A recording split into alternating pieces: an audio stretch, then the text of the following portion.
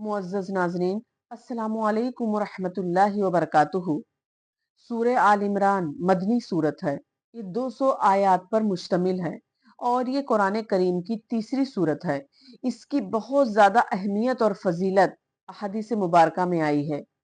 सही मुस्लिम की हदीस है, हजरत नवाज बिन समान कलाबी रजी अल्लाह अन्हु से मरवी है, फरमाते हैं कि मैंने नबी करीम सल्लल्लाहु अलैहि वसल्लम को फरमाते हुए सुना है कि कयामत के दिन कुरान मजीद और उन लोगों को जो उस पर अमल करते थे लाया जाएगा।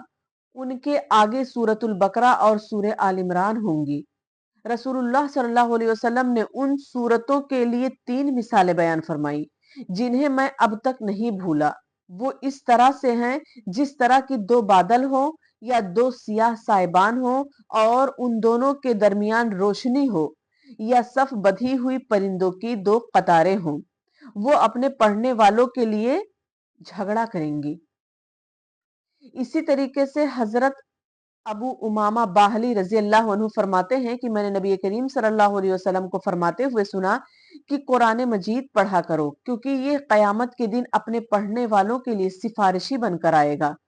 और 2 रोशन सूरतों को पढ़ा करो, सूरतुल बकरा और सूरह आल इमरान, क्योंकि ये कयामत के दिन इस तरह आएंगे जैसे कि 2 बादल हों या 2 साइबान हों या 2 उड़ते हुए परिंदों की कतारें हों, और वो अपने पढ़ने वालों के बारे में झगड़ा करेंगी।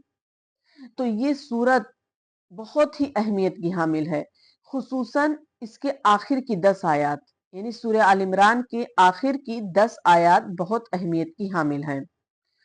और इसका पसे मंजर कुछ इस तरीके से है कि चूंकि ये जो आयत सूरत है, ये मदनी सूरत है और इसकी तमाम आयतें मुख्तलिफ औकात में हिजरत के बाद उतरी हैं।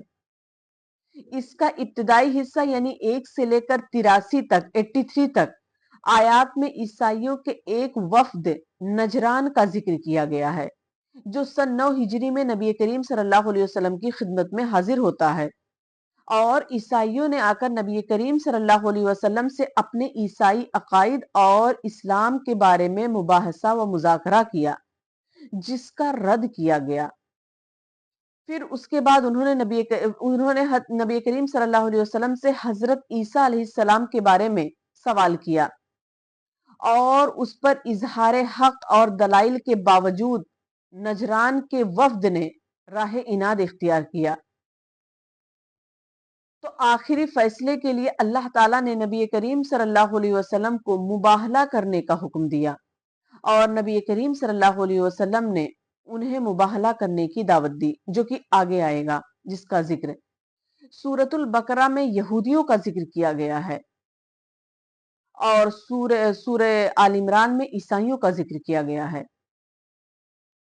तो ये सूरत जो है बहुत ही अहमियत की हामिल सूरतें हैं और इसको जरूरी है कि इसे हम अपनी जिंदगी में, पूरी सूरत तो हम पढ़ नहीं सकते रोजाना, ज्यादा पढ़ तो सकते हैं लेकिन ज्यादा बड़ी हो जाएंगी, तो इसलिए इसकी आखिर की 10 आयतें बिलखुसूस पढ़ लिया करें, रात में खुसूसन रात में इसको पढ़ लिया करें। आखिर में अल्लाह ताला से दुआ है कि अल्लाह ताला हमें कुरान को पढ़ने, समझने और उस पर अमल करने की तौफीक अता फरमाए। आमीन आमीन। वाखिरु दावाना अनिल हम्दुलिल्लाहि रब्बिल आलमीन। वस्सलामु अलैकुम वरहमतुल्लाहि वबरकातुहू।